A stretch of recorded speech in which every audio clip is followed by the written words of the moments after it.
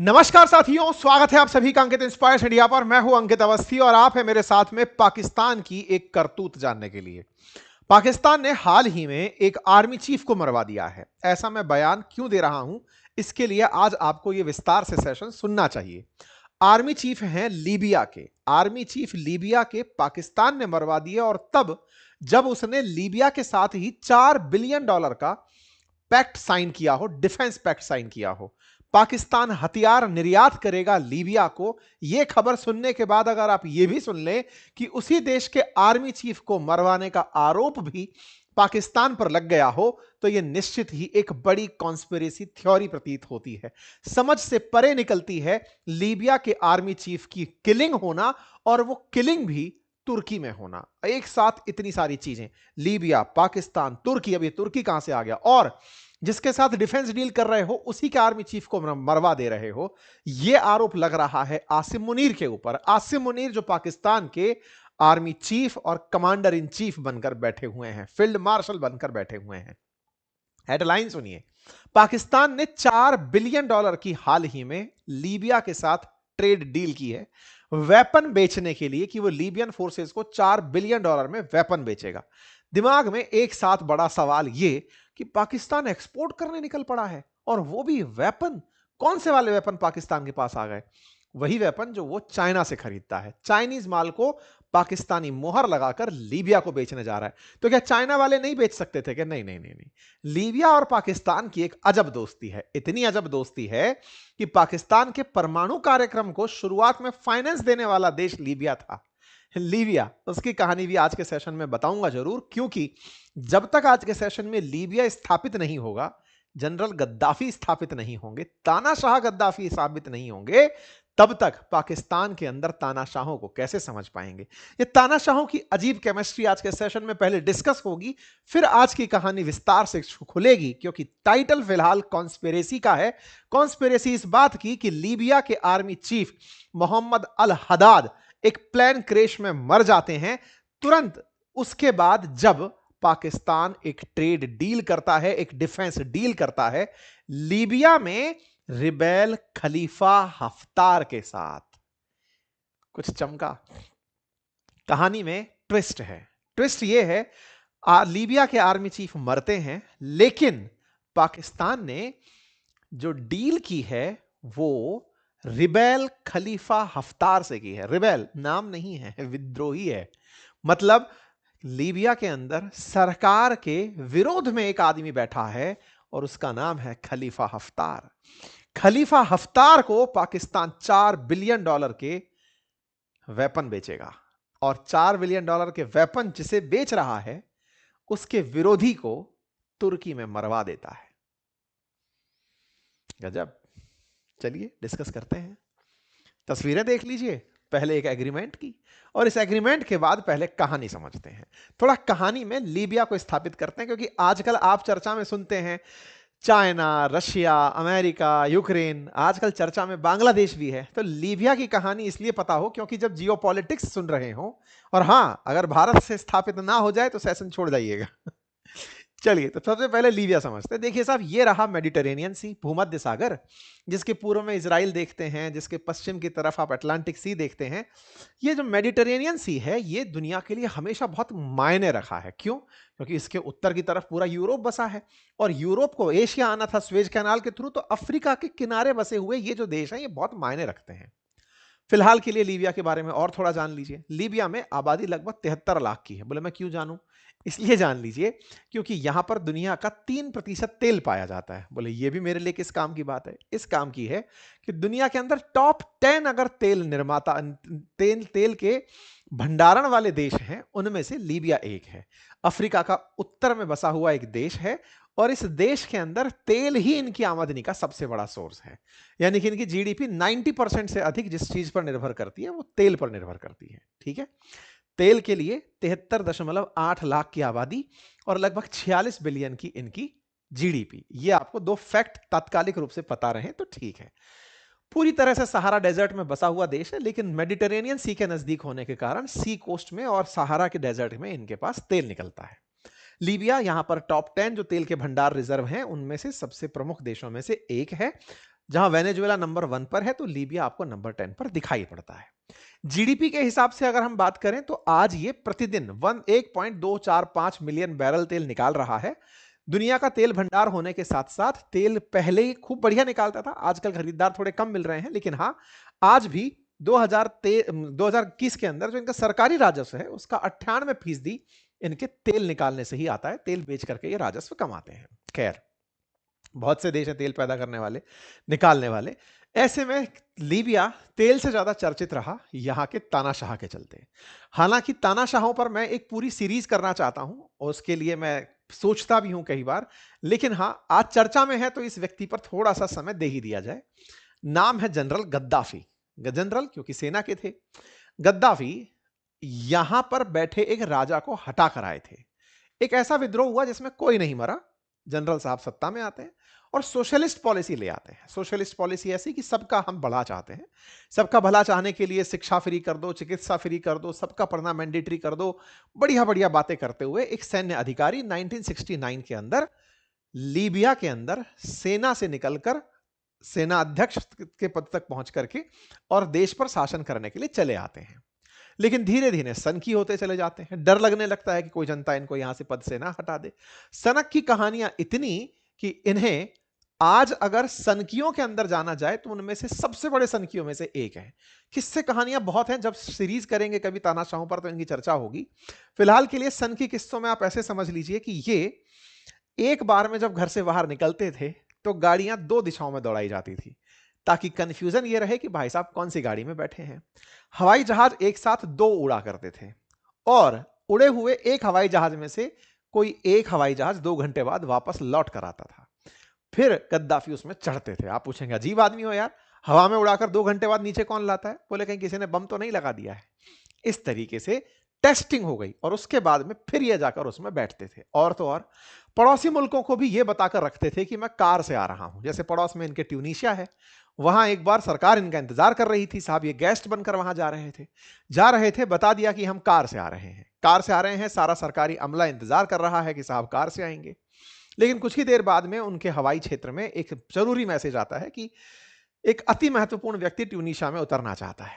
Tunisia वाले समझ नहीं पाते कौन आ रहा है, तब भी नहीं बताया जाता कि गद्दाफी आ रहे हैं। बोले एक अति महत्वपूर्ण व्यक्ति हैं, उतरने की इजाजत चाहते हैं। तो कुछ इस तरह से अपनी मौत के डर के चलते ये जाने गए। हालांकि बाद में लोगों ने ही इन्हें मार दिया। 2011 में ये मरे। 42 साल तक सत्ता में रहे। 42 ईयर तक सत्ता में रहने वाले गद्दाफी पर बहुत सारी चर्चाएं हैं जो की जा सकती हैं। उनमें से इनके बारे में वो चर्चा कि एक बार यात्रियों से भरा 250 लोगों का जहाज इन्होंने हवा में ही उड़वा दिया था, बम लगवा दिया था, अपने विरोधी उसमें जा रहे थे उसको फटवा दिया था। इन्हें लोग सनकी, हत्यारा, तानाशाह तमाम प्रकार के नामों से जाना करते थे। खैर, फिलहाल के लिए टाइम पीरियड पर ध्यान दीजिए। 1969 से लेकर के 2011, ये 42 साल का शासन गद्दाफी का शासन है साहब। ठीक है, एक मुस्लिम राष्ट्र, मुस्लिम सेना अध्यक्ष, तानाशाह, सनकी तानाशाह, लेकिन पाकिस्तान प्रेम अजीबोगरीब प्रकार का। अब मैं उस पर आपको सीधा लेकर चलता हूं। हालांकि मैंने गद्दाफी पर काफी सारे कंटेंट को यहां पर साझा किया, आप उसे हमारी वेबसाइट पर पढ़ सकते हैं, हम टेलीग्राम पर भी डाल देंगे। लेकिन फिलहाल के लिए चूंकि लीबिया स्थापित करना था तो लीबिया गद्दाफी के बिना अधूरा था, इसलिए मैंने पहले आपको वो बताया। अब मैं आपको बताता हूं कि गद्दाफी का पाकिस्तान प्रेम कितना था। अब मैं ये क्यों बता रहा हूं, ताकि आप ये समझ पाएं कि $4 बिलियन की डील लेने वाला लीबिया असल में पाकिस्तान प्रेमी कैसे बना। आइए मैं आपको वहां लेकर चलता हूं। जैसा आप जानते हैं, मुस्लिम वर्ल्ड के जितने भी देश हैं ये इकट्ठा होकर के एक ओआईसी की बैठक बुलाते हैं। जेद्दा में उसका हेडक्वार्टर है। मुस्लिम राष्ट्रों के अंदर उनकी बैठकों को बुलाया जाता है। ऐसे ही एक बैठक पाकिस्तान में बुलाई गई थी अराउंड 1974। और उस बैठक के अंदर पाकिस्तान में जब बैठक बुलाई गई थी उस समय गद्दाफी भी वहां पर पहुंचे थे ओआईसी की बैठक में। उस ओआईसी की बैठक में ये सारे लोग जमीन पर बैठे हुए दिख रहे हैं, पाकिस्तान के अंदर बैठक हो रही है। आज जो हम पाकिस्तान में बार बार सुनते हैं ना, हमारे पास न्यूक्लियर बम दिखाने के लिए थोड़ी है, न्यूक्लियर बम दिखाने के लिए थोड़ी है, वो न्यूक्लियर बम की कहानी असल में इस ओआईसी की बैठक 1974 से शुरू हुई थी। हुआ ये कि तमाम मुस्लिम राष्ट्र जब इकट्ठे हुए तो यहां पर गद्दाफी भी पहुंचे थे। और जब गद्दाफी यहां पर पहुंचे तो उन्होंने लाहौर में आयोजित इस बैठक में एक दूरदर्शी भाषण दे दिया। और वो भाषण ये था कि पाकिस्तान को अपना परमाणु तकनीक विकसित करना चाहिए और पाकिस्तान अमेरिका द्वारा विकसित करना चाहिए, और पाकिस्तान इस्लाम का एक किला है इसलिए इसे परमाणु शक्ति बन जाना चाहिए। मतलब इन्होंने पाकिस्तान के अंदर परमाणु शक्ति के प्रति एक विश्वास जता दिया कि आप ही हैं हमारे मुस्लिम राष्ट्रों में से जिसे परमाणु शक्ति संपन्न होना चाहिए। इस बात से पाकिस्तान के अंदर बैठे उस समय के जो शासन में बैठे थे जुल्फिकार अली भुट्टो, वो इतने खुश हुए कि यार कितना भला आदमी है जो हमारे बारे में ना केवल सोचता है बल्कि यह भी बोल जाता है कि पैसा चाहिए हो तो बता देना, बहुत पैसा है, तेल से पैसा कमाते हैं। भाई साहब, इन्हीं के नाम पर पाकिस्तान में आज भी गद्दाफी स्टेडियम है। तो जो गद्दाफी स्टेडियम है ना, वो गद्दाफी के उस मोटिवेशन से है जिससे जुल्फिकार अली भुट्टो ने खुश होते हुए उन्हें एक नाम से स्टेडियम दे दिया। लीबिया वाले इतने खुश थे पाकिस्तान के इस सम्मान से कि सुनो पैसा चाहिए तो बताना। तो भाई साहब 1976 में $50 मिलियन का इन्हें ऋण दिया गया। पाकिस्तान की बैंक को मिला ये ऋण $50 मिलियन 1976 में बड़ा रकम होता था। ये ऋण जो पाकिस्तान को दिया गया, इसका उद्देश्य था कि तुम अपना परमाणु कार्यक्रम चलाओ।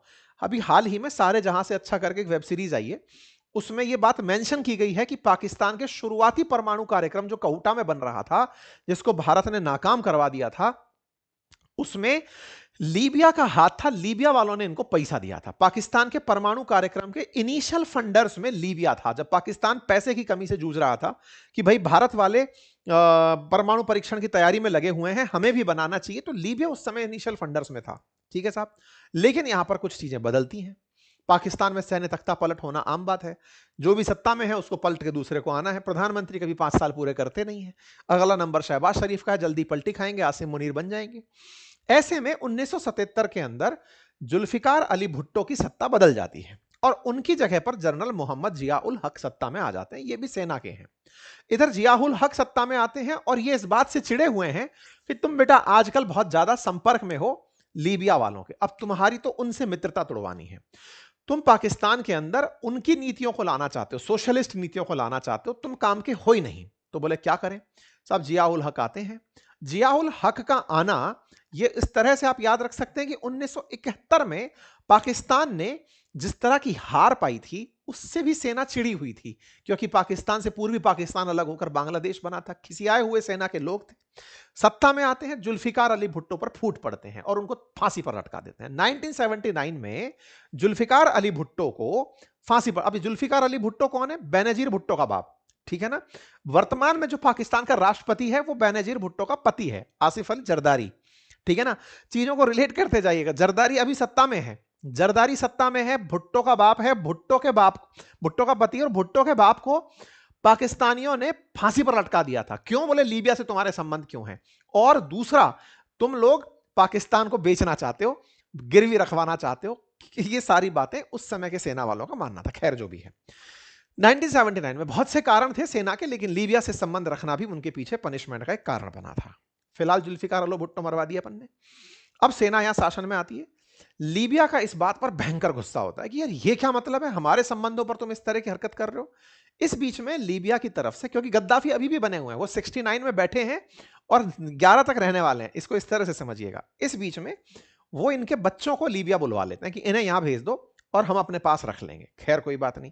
इस बीच में बच्चों को बुलाने के साथ साथ वो एक तरीका और चलते हैं गद्दाफी कि पाकिस्तान में अपना एक संगठन बनवाते हैं खुफिया तरीके से, ताकि चरमपंथ को बढ़ावा दिया जाए। हालांकि इनकी आईएसआई उसको पकड़ लेती है तो वो सक्सेसफुल नहीं हो पाता। खैर इस बीच में पाकिस्तान के अंदर सत्ताएं बदलती रहती हैं। लीबिया ने पाकिस्तान के परमाणु कार्यक्रम के लिए जो भी पैसा दिया था वो वापसी में मांगा जाना तय था। बोले साहब पैसा दो, जो भी है हमको वापस लौटाओ। इन लोगों के बीच संबंध बिगड़ने लगते हैं। इस बीच में लीबिया भारत के संपर्क में आता है। लीबिया कहता है कि साहब आप मुझे परमाणु हथियार दे दो भारत के पास, क्योंकि भारत उस समय स्माइलिंग बुद्धा कर चुका था। स्माइलिंग बुद्धा के बाद लीबिया को लगा कि भारत तेज आगे जा रहा है, इसके साथ परमाणु शक्ति के लिए समझौता कर लेते हैं। लीबिया पाकिस्तान के खिलाफ खड़ा हो जाता है। खैर समय बदलता है, शरीफ की सरकार आती है, नवाज शरीफ की। 1990 में जब नवाज शरीफ सत्ता में आते हैं, लीबिया की वो यात्रा पर जाते हैं पुराने इतिहास को दोहराते हुए, जुल्फिकार अली भुट्टो वाले, कि साहब पिछले 10 साल में तो बहुत सी चीजें बदल गई, सेना का शासन आता है, थोड़े एक्सट्रीमिस्ट होते हैं, आप भी सेना से हैं, हम वापस आते हैं। नवाज शरीफ पहुंचते हैं। नवाज शरीफ जब यहां पर पहुंचते हैं, उस बीच में एक बड़ा खेल हो जाता है। नवाज शरीफ यहां जाते हैं कि किसी तरीके से जाकर के उनसे थोड़ा लाभ ले लिया जाए, क्योंकि गद्दाफी के पास तेल का बहुत पैसा है। अब गद्दाफी के पास बहुत पैसा है तो उस पैसे को लेने का तरीका क्या बनाया जाए। तो पैसे के लिए गद्दाफी बड़ा स्मार्ट हो चुका था, 10 साल से पाकिस्तानियों को देख रहा था। गद्दाफी जब 10 साल से पाकिस्तानियों को देख रहा था, वो इनसे कहता है कि सुनो, तुम अपना जो परमाणु बम है ना, वो मुझे बेच दो। गद्दाफी ये मानकर चल रहा था कि पाकिस्तान अपने परमाणु कार्यक्रम को पूरा कर चुका है और ये परमाणु बम मुझे बेच दे तो मैं फिर हमेशा के लिए अमर हो जाऊं, क्योंकि साइकी आदमी था, डर था कि कोई मरवा देगा।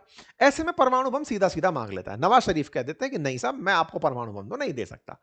हालांकि इनके यहां पर उन दिनों प्रयोग चल रहे थे, 98-99 तक यह सब सिद्ध हुआ, लेकिन हां, परमाणु बम देने से मना कर देते हैं। पाकिस्तान के प्रतिनिधि मंडल को जब यह बात पता चलती है कि नवाज शरीफ ने इनकार कर दिया है, तो भाई साहब एक और घटना उस समय होती है।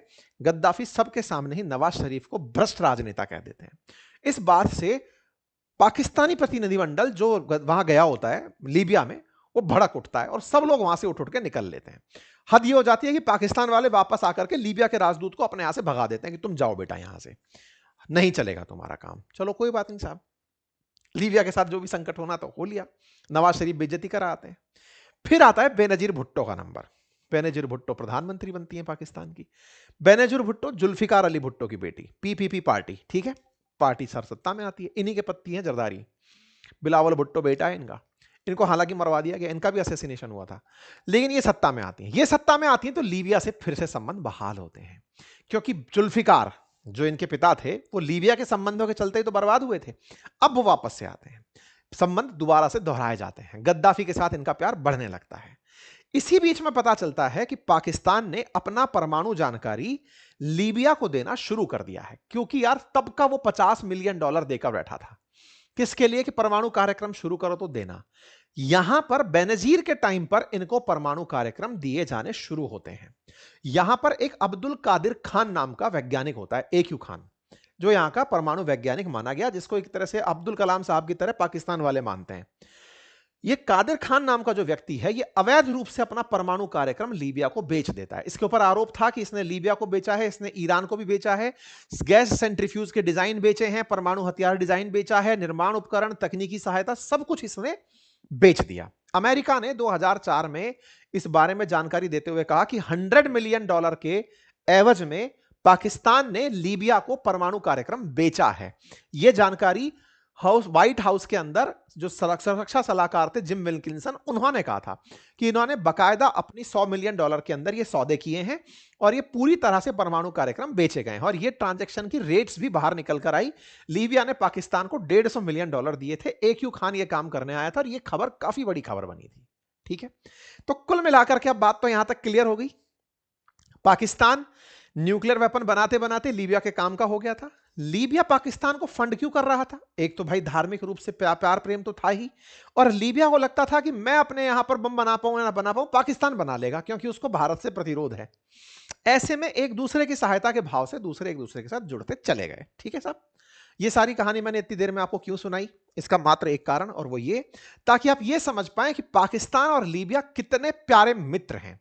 आज के कंटेक्स्ट में इस बात को इसलिए स्थापित कर लीजिए क्योंकि फिलहाल जो बेनजीर भुट्टो मर चुकी हैं, उनके पति जरदारी जो हैं, वो इस समय पर पाकिस्तान के राष्ट्रपति हैं। मतलब उसी विचारधारा का फिलहाल शासन चल। आप कहेंगे ऐसे तो नवाज शरीफ का भाई शहबाज शरीफ भी प्रधानमंत्री है। दो विपरीत विचारधारा फिलहाल सत्ता में बैठी है, सेना चुपचाप बिठाकर चल रही है कि बकवास नहीं करोगे नहीं तो पटक के मारेंगे सबको। तो ऐसे में इन दोनों की सरकारें चल रही हैं और लीबिया के साथ इस समय आसिम मुनीर अपनी तरफ से हाथ बढ़ाते हैं। अभी लीबिया में क्या है?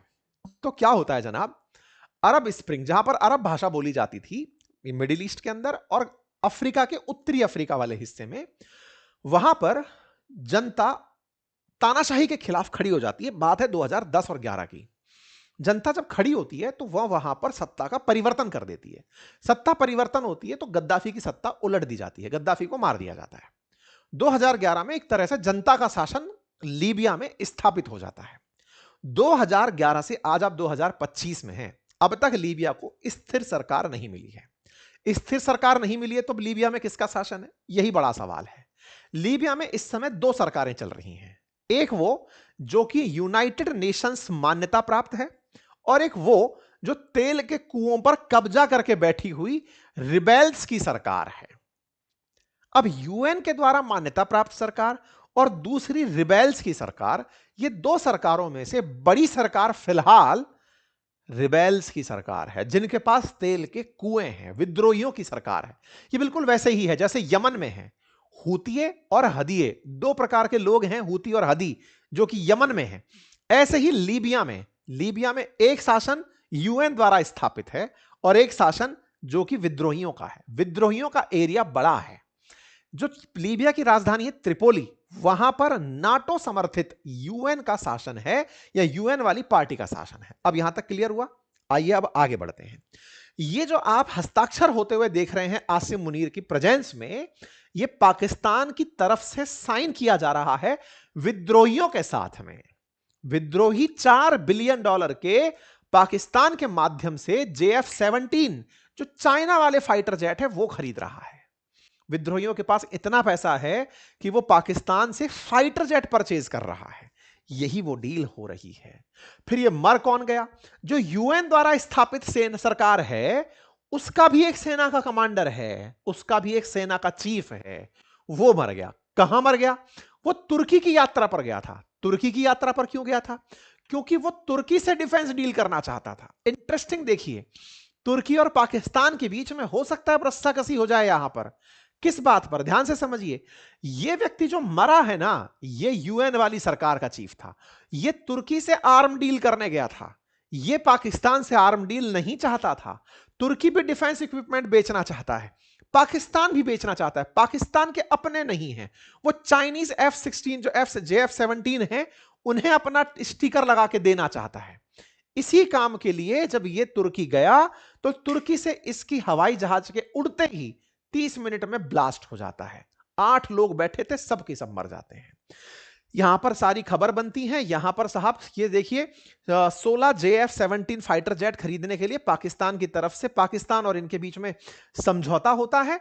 और ये अपनी तरफ से बड़ी बड़ी पाकिस्तान वाले वहां डींगे हाँकते हैं कि पाकिस्तान का जो ऑलरेडी खुद के देश में बना हुआ जो डिफेंस इक्विपमेंट है, उससे इन्होंने ऑपरेशन सिंदूर में भारत को हरा दिया, इसलिए अब हम आपको माल बेचने आए हैं और आप हमारा ये माल खरीदो और बढ़िया से रहो। और इस बीच में तुर्की से गए हुए जो लीबिया के सेना के चीफ ऑफ जनरल स्टाफ थे मोहम्मद अल हदाद, उनकी मौत हो जाती है। मतलब इधर डील होती है और उधर मौत हो जाती है। तो यहां पर बड़ा सवाल बनता है कॉन्स्पिरेसी का। क्यों कॉन्स्पिरेसी? इस बात की कि यह व्यक्ति एक तरीके से पाकिस्तान विरोधी हुआ। पाकिस्तान विरोधी क्यों हुआ? क्योंकि यह नहीं चाहता था कि विद्रोही लोग पाकिस्तान से, भाई ऑब्वियस सी बात है ना, जिसका जो शासन है। अब मैं थोड़ा मैप पर आपको एक बार इस शासन को भी दिखा देता हूं। इस मैप को देखिए, फिर मैं लौटूंगा वापस। आजा भाई, मैप कहां? ये रहा, ये मैप है। ये लीबिया का मैप है। ऊपर मेडिटेरेनियन सी है, ये इसकी राजधानी ट्रिपोली है। ये जो आप ऊपर वाला एरिया देख रहे हैं ना, ये गवर्नमेंट ऑफ नेशनल अकॉर्ड, जिसका सेना अध्यक्ष मरा है। और ये जो येलो वाला एरिया आप देख रहे हैं, जो बड़ा एरिया है, ये बैठा हुआ है तोब्रुक बेस्ड गवर्नमेंट। ये तोब्रुक बेस्ड गवर्नमेंट कौन सी है? विद्रोहियों की सरकार है। विद्रोहियों की सरकार से पाकिस्तानियों ने समझौता किया और ये वाली जो सरकार है, ये तुर्की से समझौता करने गई थी। जिसका सेना अध्यक्ष मरा है वो इसका आदमी है। मरवाया कौन होगा? पाकिस्तान। यह बात कौन बोल रहा है? सब लोग बोल रहे हैं। तुर्की भी इसी बात की जांच पर निकला हुआ है। यहां पर आप तस्वीरें देखते हैं, ये वो मलबा है जो हवाई जहाज फटने का है, और ये घर के पीछे ब्लास्ट होती हुई तस्वीरें शायद आपको दिखाई दे रही हो। ये मृतकों के शरीरों को उठाते हुए ले जाकर दिखाया गया। 8 लोगों की जान गई थी। हमने अपने, जब ये ब्लास्ट हुआ था उस समय पर आपके लिए अपने जो वेबसाइट है हमारी अंकित इंस्पायर इंडिया की, वहां पर इसे पहले ही शेयर कर दिया था। जो लोग यहां पर थे उनका कहना था कि ऐसा लगा जैसे कोई बम फटा हो, और यहां पर बम फटने की जो सूचना है वो असल में ब्लास्ट की थी, हवाई जहाज में हुए ब्लास्ट की। तुर्की ने इसे किलिंग माना है, ना कि टेक्निकल फॉल्ट। तुर्की इस बात से चिढ़ा हुआ है, लेकिन वो बोले कैसे? पाकिस्तानी अपनी औकात पर जो आ गए। तुर्की सरकार ने घटना की जानकारी देते हुए कहा कि हम इसको यह नहीं मानते कि मौसम की वजह से हुआ है। मोहम्मद अल हदाद जो मरा है, यह लीबिया के अंदर सेना का स्टाफ चीफ था और ये लंबे समय से यहां पर था। देश के अंदर जो त्रिपोली समर्थित सरकार है, जो कि दबीबा के द्वारा चलाई जा रही है, उसका सेना अध्यक्ष यही था। और दूसरी तरफ खलीफा हफ्तार का जो प्रशासन है, उनके साथ पाकिस्तानी लोग समझौता करने गए थे। तो आप तस्वीर में देखें, तुर्की गए हुए इस आदमी की तस्वीरें ये रही। तुर्की के अंदर की फोटोज हैं। यही व्यक्ति वहां से निकलकर मरा है। खेला पाकिस्तानियों के द्वारा किया गया है, ऐसा आरोप लग रहा है। Libyan army chief Mohammed Ali Ahmed al Haddad जो कि मारा गया, जो कि खिलाफ था सब स्टैंडर्ड वेपन डील के जो पाकिस्तान के साथ हो रही थी, उसके मारे जाने की खबर इस समय सोशल मीडिया पर बड़ी खबरों में से है। यहां पर आपके दिमाग में एक बड़ा प्रश्न चलने लगेगा कि साहब ऐसा करके तो इसने तुर्की को अपने खिलाफ कर लिया, पाकिस्तान चाइना का माल बिकवाने लीबिया गया, बढ़िया डिफेंस डील उठा ले गया और साथ में लीबिया के अंदर एक सेना अध्यक्ष को मरवा दिया, तुर्की के साथ विश्वासघात कर दिया। क्या पाकिस्तान का कद इससे बहुत बढ़ गया? दो बातें यहां पर स्पष्ट हैं। यहां पर कई सारे सवाल हैं। पहला, यूनाइटेड नेशन ने वर्ष 2011 में ही लीबिया पर आर्म्स एम्बार्गो लगाया हुआ है, अर्थात लीबिया हथियार नहीं खरीद सकता। फिर भी हथियार खरीदने के लिए दोनों तरफ से लोग निकले हुए थे। ऐसे में बड़ा सवाल यूएन के इस समय कार्यहीन होने पर है कि कैसे यूएन के प्रेजेंस में ये सारे काम हो रहे हैं। दूसरा, अमेरिका पाकिस्तान पर इतनी आंखें मूंद कर कैसे रह सकता है कि वो चीनी वेपन्स को बिकवाने के लिए दूसरे सेक्टर में जा रहा है और अमेरिका चुप बैठा हुआ है। तुर्की जो पाकिस्तान पर विश्वास करके उसके साथ हमेशा खड़ा रहता है, उसके साथ डिफेंस डील करने आए हुए व्यक्ति को इस तरह की जब मौत मारी जाती है, तब भी वो पाकिस्तान पर कोई बयान क्यों नहीं देता है? ये तमाम सवाल हैं। चूंकि एक दो दिन पहले की घटना है, अब धीरे धीरे ये अनफोल्ड होंगे, रिश्तों में मजा मजा आने लगेगा। फिलहाल के लिए तो डील ही विवादों में है, बस यही सुर्खी चल रही है। लेकिन हां, आने वाले समय में कुछ तो बढ़िया होगा, क्योंकि तुर्की के अंदर जो भी घटना हुई, अगर वो पाकिस्तान प्रायोजित थी तब तो पाकिस्तान तो गयो, लेकिन उस विद्रोही ग्रुप द्वारा प्लांट थी जो कि दूसरी तरफ से पाकि हिस्से पर शासन कर रहा है, तो पाकिस्तानी लोग कहेंगे साहब हमने कुछ नहीं करा, ये तो इनकी आपस की लड़ाई थी, मर गए। खैर, व्यापार में सब कुछ जायज है जनाब, है ना? तो यहां पर अब देखना पड़ेगा कि किस तरह से ये घटना आगे बढ़ती है। लेकिन आपको घटना मैंने बहुत ही सारगर्भित समय में बहुत बड़ी सारी घटनाओं को एक साथ समझाने का प्रयास किया है। जानकारी पसंद आई हो तो जरूर लाइक करिएगा, चैनल पर नए हैं तो सब्सक्राइब करिएगा। और हां, मैंने एक आपसे प्रॉमिस किया था कि मैं क्रिप्टो की लेक्चर सीरीज शुरू कर रहा हूं, बातें क्रिप्टो की करके, जिसमें आपको लगभग 12 लेक्चर्स ऐसे साझा करूंगा जिन्हें आप कंप्लीट देख करके लाइव ट्रेड तक पहुंच सकते हैं। पहला वीडियो आउट हो चुका है, उसका लिंक कमेंट बॉक्स में भी पिन है और वीडियो के आई कॉर्नर पर भी आपको दिखाई दे रहा है, आप उसे जाकर क्लिक कर सकते हैं। बातें बाजार की चैनल पर उसे डाला है, free of cost lecture series है, शून्य से लेकर के शिखर तक की यात्रा है, बिल्कुल लेमैन लैंग्वेज में मैंने आपको प्रॉपर तरीके से उसे सिखाने का प्रयास किया है। जरूर वहां जाकर बताइए कैसा आपको लगता है, मैं आपके इंतजार में बैठा हूं प्रतिक्रिया जानने के लिए। और हां, बातें बाजार की जो हमारा एप्लीकेशन है, उस पर शेयर मार्केट से रिलेटेड, म्यूचुअल फंड से रिलेटेड जो हमारे कोर्सेज हैं, पोर्टफोलियो मैनेजमेंट से रिलेटेड जो कोर्सेज हैं, उन पर फ्लैट 50% ऑफ इस समय चल रहा है ईयर एंड सेल के नाम पर। और अपनी पाठशाला एप्लीकेशन पर भी आरएएस से related, BPSC, UPPCS, one day examination से related, GS foundation, UPSC foundation, तमाम बैचेस पर 50% ऑफ है। आप जाकर उसका लाभ सुनिश्चित कर लीजिए। ये सीमित समय के लिए लाभ है, बहुत ही लंबे समय बाद ऐसा ऑफर आया है, आप इसको लाभ अवश्य लें। फिलहाल के लिए इतना ही, बहुत बहुत धन्यवाद।